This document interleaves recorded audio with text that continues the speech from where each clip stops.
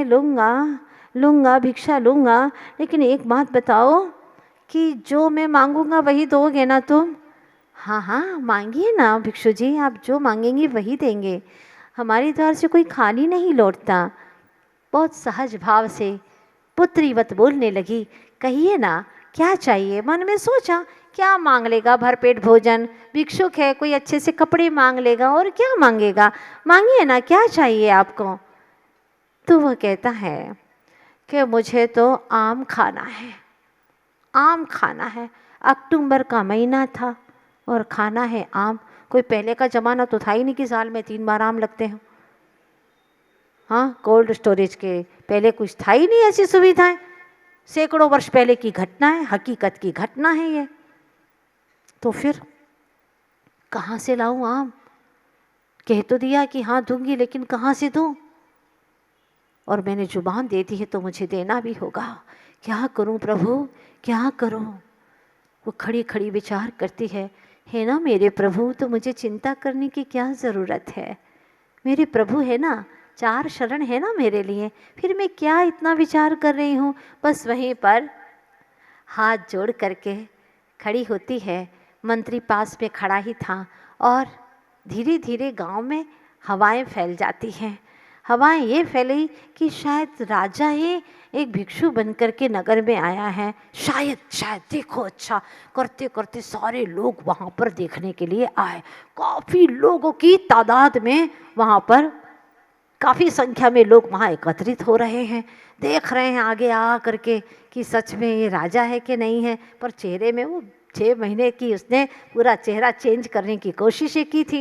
ये लगता तो है राजा, लेकिन अपने राजा ऐसे हाँ हो तो सकते, चेहरे से तो लगता, आंखें भी वही हैं, नाक भी ऐसी थी राजा की।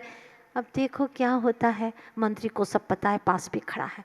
अब वह पुत्रवधू कहती है, हे प्रभु, हे मेरे स्वामी आदिश्वर, मैंने तो अपने जीवन की ये डोर आपके हाथों में छोड़ी है। आपको जो मंजूर है वो सब कुछ मैं स्वीकार करती हूँ प्रभु, लेकिन आपके भक्त ने आज एक जुबान दे दी है। मैं नादान हूँ, मैंने गलती ज़रूर की है, मुझे नहीं मालूम था प्रभु, ऐसा नहीं करना चाहिए, लेकिन मैं क्या करूँ? मैंने तो सच्चे मन से कह दिया था प्रभु, और अपने भक्त के सच्चे भावनाओं की, श्रद्धा की लाज रखना तो प्रभु आप ही के हाथों में है। और कहती है, हे भगवान,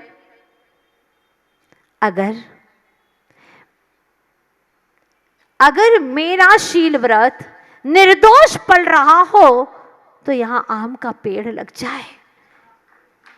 हाँ, आम का पेड़ लग जाए। बहुत बड़ा आंगन था जहां पर वो भिक्षा मांगने के लिए आया था। प्रभु, अगर मेरा शील व्रत निर्दोष पल रहा हो तो यहाँ आम का पेड़ लग जाए। बस पूरा वाक्य भी नहीं हुआ था कि वहां पर बहुत अच्छा सुंदर सा सघन सा आम का पेड़ लग जाता है। लीजिए लीजिए भिक्षु जी, आपको आम खाना है ना? हाँ, तो आम खाना है मुझे, ये पेड़ नहीं खाना। राक्षस हूं क्या मैं? हाँ, ये पत्ते खाऊंगा क्या मैं? मुझे तो आम खाना है, आम। और तुमने जुबान दी है ना, तो आम दो मुझे।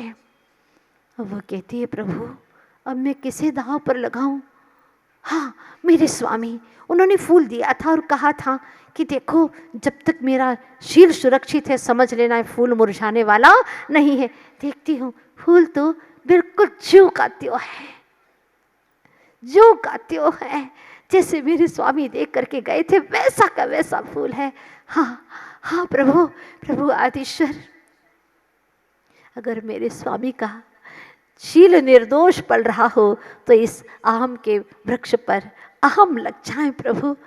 बस पूरा वाक्य भी नहीं हुआ कि पत्तियां कम और आम ज्यादा लटकने लग गए। ये क्या, ये क्या है? सारे लोग देख रहे हैं अपनी नग्न आंखों से। लीजिए लीजिए भिक्षु जी, अब तो मेरी भावना पूरी हो गई और मैंने जो वचन दिया था, लीजिए आम लीजिए। अब वह आंखें लाल करके भिक्षु कहता है, क्योंकि उसकी इच्छाएं पूरी होती जा रही हैं, और अब मैं क्या करूं? मेरी इच्छा तो पूरी नहीं हो रही है, मैं क्या करूंगा? उससे कहा कि देखो, मैं इंसान हूं, क्या कच्चे और ऐसे खट्टे फल खाऊंगा?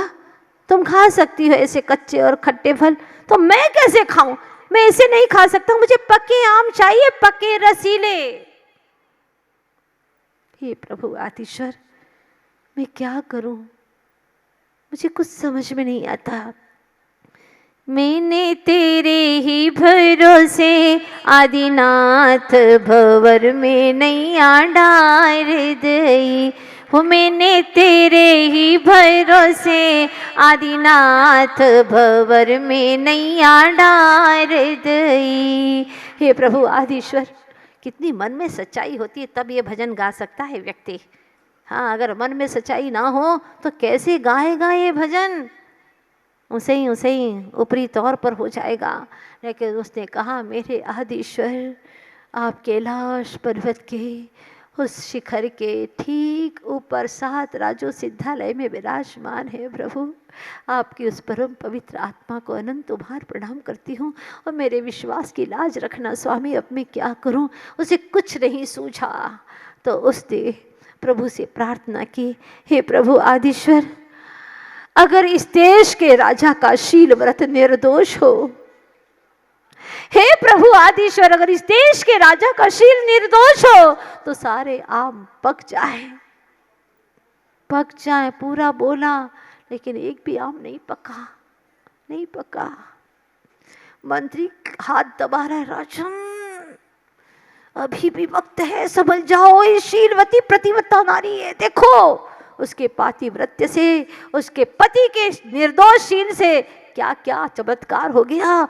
तुम्हारा नाम ले लिया, कुछ नहीं हो रहा है, सारी जनता खड़ी है पीछे आपके, थू होगी, न राजा रह पाओगे, न ये मिल पाएगी, धोबी का कुत्ता ना घर का ना, बहुत बुरी दुर्दशा हो जाएगी। मान लो मेरी बात, जिद छोड़ दो, चलो। सुनते ही थोड़ा मन में परिवर्तन हो रहा है। सोचा कि कभी कभी 3 बार भी बोलना पड़ता है, मन शुद्धि, वचन शुद्धि, काया शुद्धि। दूसरी बार फिर बोला, हे प्रभु, अगर इस देश के राजा का शील निर्दोष पालन हो रहा हो तो सारे आम पक जाएं। नहीं पका, ज्यों के त्यों है। लोग देख रहे हैं, प्रश्न चिन्ह खड़ा हो गया। अब राजा के भीतर भी हलचल मच गई। उसके शील के प्रभाव से क्या परिवर्तन आया उसके अंदर कि तीसरी बार बोले, उसके भीतर में परिवर्तन शुरू हो गया।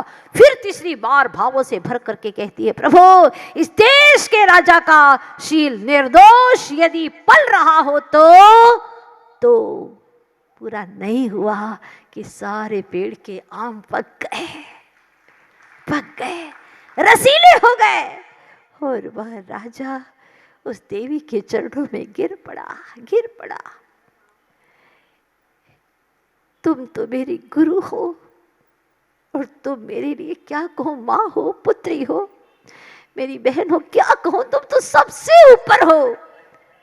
मेरी गुरु हो तुम, आज से मैंने तुम्हें गुरु के रूप में स्वीकार किया। धन्य है तुम्हारी निर्विकार शील की वह दशा। प्रणाम करता हूं तुम्हें, कई बार प्रणाम करता हूं। तुमने मेरे आंखों को खोल दिया, मुझे कुछ नहीं चाहिए, लेकिन ये चमत्कार तुमने अपने शील का दिखा दिया। जीवन भर तक के लिए राजा तुम्हारा आभारी रहेगा। चला जाता है, अब राजभवन में नहीं जाता राजा। आचार्य गुरुवर श्री विद्यासागर जी महाराज जैसे किसी गुरु की खोज में चल देता है। अब वह पति की प्रतीक्षा करती है कि स्वामी आएंगे। उसे सारी घटनाक्रम का ज्ञान होता है, पता चलता है कि क्या क्या घटना घटी मेरे सामने, और प्रतीक्षा करती है और संकल्प लेती है जिन मंदिर में जाकर के ऐसे संसार को धिक्कार हो कि हे प्रभु आदिश्वर, जिस दिन मेरे स्वामी नगर में प्रवेश करेंगे, आज से ही मेरा निर्दोष ब्रह्मचर्य का पालन होगा, और जिस दिन मेरे स्वामी नगर में प्रवेश करेंगे, मैं वन में प्रवेश कर जाऊंगी। आर्य का संग में जा करके मैं आर्य का व्रत को ग्रहण कर लूंगी। क्या दृढ़ता, क्या शील का श्रृंगार। शरीर का श्रृंगार उसे भाता नहीं, पति भी नहीं है सामने। बस जिस दिन पति का आगमन होता है उस दिन पूरी तरह से श्रृंगारित होकर के पति का स्वागत करती है, आरती उतारती है।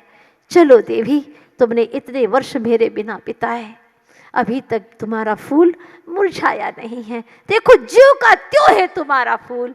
तब वह कहती है, स्वामी ये फूल तो कभी नहीं मुरझाएगा, हमेशा के लिए ऐसा ही रहने वाला है, मुझे आज्ञा दीजिए। हाँ हाँ चलो जल्दी, पहले घर चलो, शाम ढल रही है। हाँ स्वामी, जीवन की शाम ढलने को है,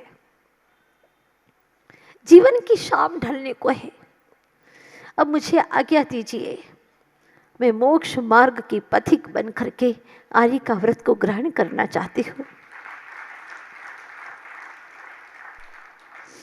लेकिन तुमने अभी संसार के सुख तो भोगे ही नहीं है, अपने वंश का कोई अंश तो दिया ही नहीं है।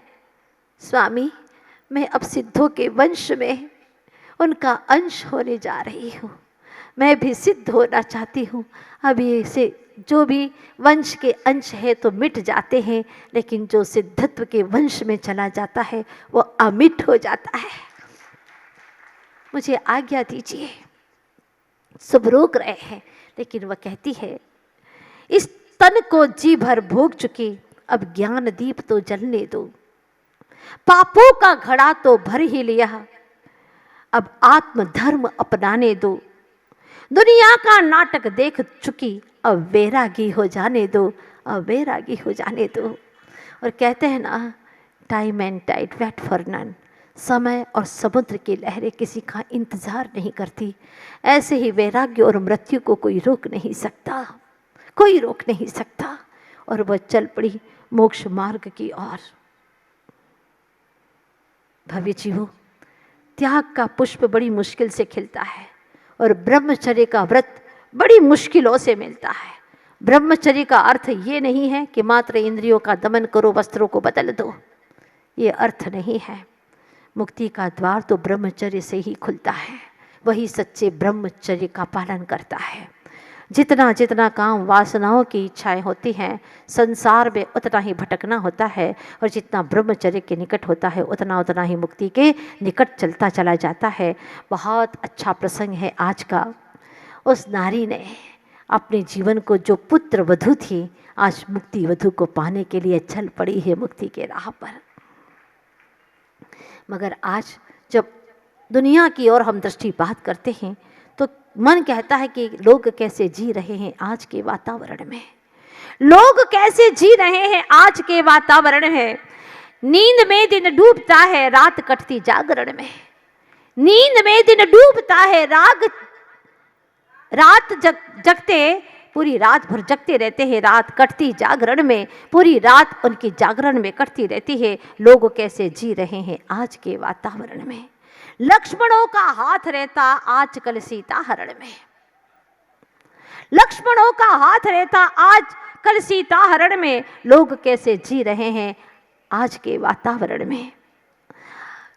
सच पूछो तो आग बिखर रही है गली गली में, फूल बिखर रहे हैं आज कली कली में।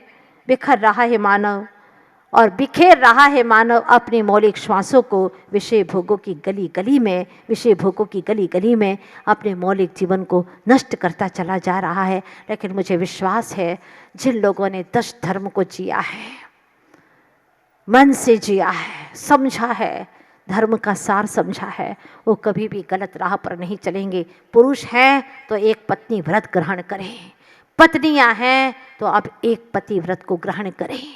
कुमारी कन्याएं हैं, जब तक विवाह नहीं होगा जैन कुल में तब तक हमारा शील व्रत निर्दोष पड़ेगा। कभी भी मन में किसी के प्रति चाह उत्पन्न नहीं करेंगे जब तक कि संबंध माता पिता नहीं कराते हैं या संबंध नहीं होता है। तब तक के लिए अगर ये छोटा सा संकल्प भी नहीं लिया तो मैं सोचती हूँ कि तुम्हारा जीवन तो पशुओं से भी बदतर होकर के यूँ ही बीता जा रहा है विषयों की कीच में। इसीलिए आज आपके लिए बहुत बड़ा ये अनमोल रत्न आप लोगों के बीच में रखा है, ब्रह्मचर्य व्रत। चातुर्मास की उपलब्धि के रूप में जब पिच्छी का परिवर्तन होता है, किसका? पिच्छी का परिवर्तन। हमारे गुरुदेव ने, उनकी परंपरा में यही कार्यक्रम होता है कि जो भी उत्तम से उत्तम संयम को अंगीकार करेगा उसे ही यह पिच्छिका दी जाएगी। ये पिच्छिका कोई सामान्य नहीं होती, 24 घंटा हाथों में रहती है। और जितना जितना साधु अध्यात्म रस को पीता है उसकी ऊर्जाएं यहाँ पर जाती हैं, निश्चित जाती हैं। जो पास में रहता है वहाँ तक जाती है, और जो भी पास में निकट में रहते वहाँ तक जाती है। तो वो पिच्छी के अंदर कितनी ऊर्जाएं होती हैं, घर में जाती है। बहुत अच्छा खुशहाली का, संयम का वातावरण, धर्म का वातावरण बनता है। आज नहीं तो कल वह भी पिच्छिका को लेकर के संसार का अंत करने वाला, मुक्ति का वर्ण करने वाला होता है। सौभाग्यशाली होता है वह कोई जो वास्तव में पिच्छिका को ग्रहण करता है।